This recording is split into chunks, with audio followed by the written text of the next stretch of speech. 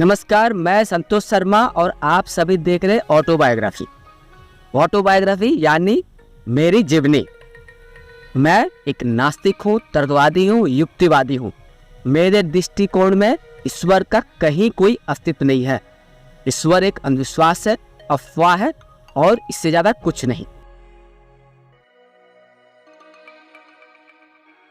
यह बात उस वक्त की है जब मैं क्लास 4 में पढ़ता था, यानी कक्षा 4 में पढ़ता था और अपने परिवार के साथ मैं तारापीठ गया था। सुबह का समय था। सूरज निकलने के बाद तारापीठ मंदिर के सामने हजारों लोग तारा माँ की पूजा करने पहुँचे। मैं भी अपने परिवार के साथ मंदिर पहुँचा और भक्तों के लाइन में खड़ा हो गया। काफ़ी देर बाद लाइन जब पहुँची देवी माँ के मूर्ति के सामने, तो मैं भी वहाँ पहुँचा और किसी तरह से भीड़ को ठेलते हुए मैंने देवी माँ की मूर्ति का दर्शन किया। मैंने देखा एक मूर्ति है जिसे मंदिर में पहुँचने वाले हजारों संख्या में भक्तगण, महिला, पुरुष, सभी तरह के लोग उनकी पूजा कर रहे। और मंदिर में जो पुजारी है वह पूजा के माध्यम बने हुए हैं, यानी जो लोग पूजा करने पहुँचे हैं वे सीधे तौर पर पूजा नहीं करते हैं, पंडित के माध्यम से, या वहाँ जो पुजारी है या पंडित है उनके माध्यम से देवी माँ की पूजा की जा रही है। लोग आंखें बंद कर, हाथ जोड़कर देवी माँ के सामने खड़े हैं और मन्नत मांग रहे। कोई मनी मन, कोई बुदबुदा कर कुछ कहते हैं कि माँ मुझे अमुक दो, माँ मुझे ये दो, माँ मुझे वो दो। तरह तरह के कोई मंत्र जाप या मन की बात कहते हैं। तो यह देखने के बाद हमारे परिवार के लोगों ने भी पूजा अर्चना की और मंदिर की परिक्रमा करने के बाद हम सभी मंदिर से बाहर आने लगे। इसी दौरान मेरी दादी दुखनी शर्मा ने मुझसे पूछा कि संतोष, तू मंदिर आया, हमारे साथ देवी माँ का दर्शन भी किया, तो देवी माँ से क्या मांगा? दादी का यह सवाल सुनकर मैं चुप रह गया। दादी ने फिर पूछा कि तू मंदिर आया, माता का दर्शन किया, तो माता से तो कुछ तो मांगा होगा। मैंने दादी को स्पष्ट रूप से कहा कि मैंने तो देवी माँ से कुछ भी नहीं मांगा, सिर्फ देवी माँ की मूर्ति का दर्शन किया। मुझे क्या पता कि यहाँ आने से कुछ मांगना पड़ता है।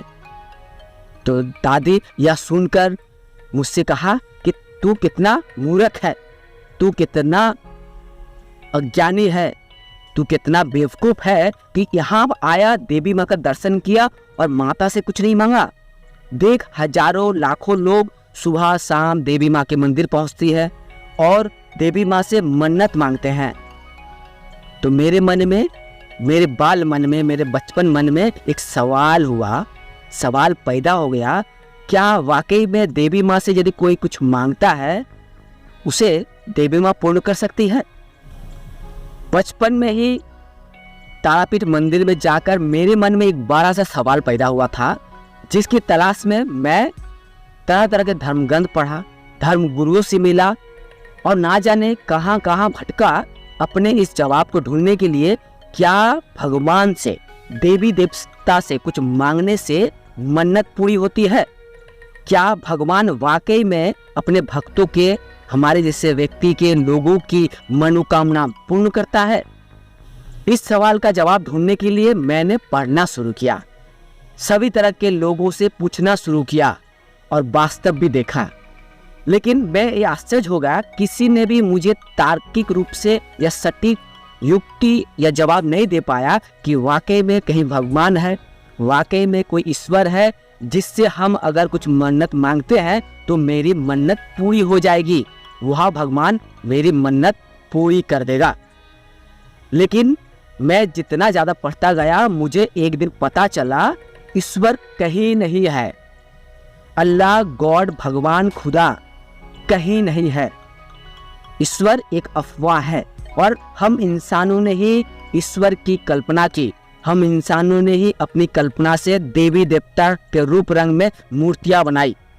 हम इंसानों ने ही ईश्वर नामक, भगवान नामक या खुदा नामक भगवान की मूर्ति बनाकर उसकी पूजा अर्चना की और धर्म ग्रंथ लिखा, धार्मिक प्रवचन सुनाए कि भगवान से मन्नत मांगो तो भगवान देगा। आप भगवान से मन्नत मांगो तो आपकी मन्नत जरूर पूरी होगी। लेकिन जब मैं पढ़ लिख कर यह समझ गया तार्किक रूप से कि ईश्वर कहीं नहीं है, तो उससे मांगना तो एक मूर्खता है। जो लोग कहते हैं कि ईश्वर से मन्नत मांगो, भगवान जरूर सुनेगा, आपकी मन्नत पूरी कर देगा, वह एक अंधविश्वास में डूबा हुआ है, अंधे आस्था में डूबा हुआ है, क्योंकि जो है ही नहीं वो आपको क्या देगा।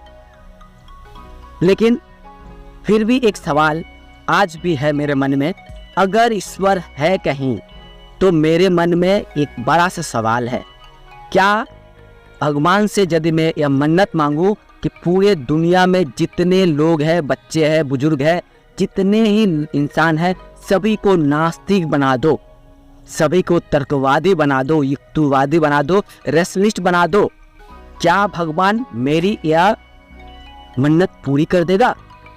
ईश्वर है या नहीं, क्यों मैं नास्तिक हूँ, क्यों मैं ईश्वर अल्लाह गॉड पर विश्वास नहीं करता, इस पर मेरा धारावाहिक सवाल और जवाब आपके सामने पेश करता रहूँगा। आप देखते रहिए ऑटोबायोग्राफी, साथ में मैं संतोष शर्मा। नमस्कार।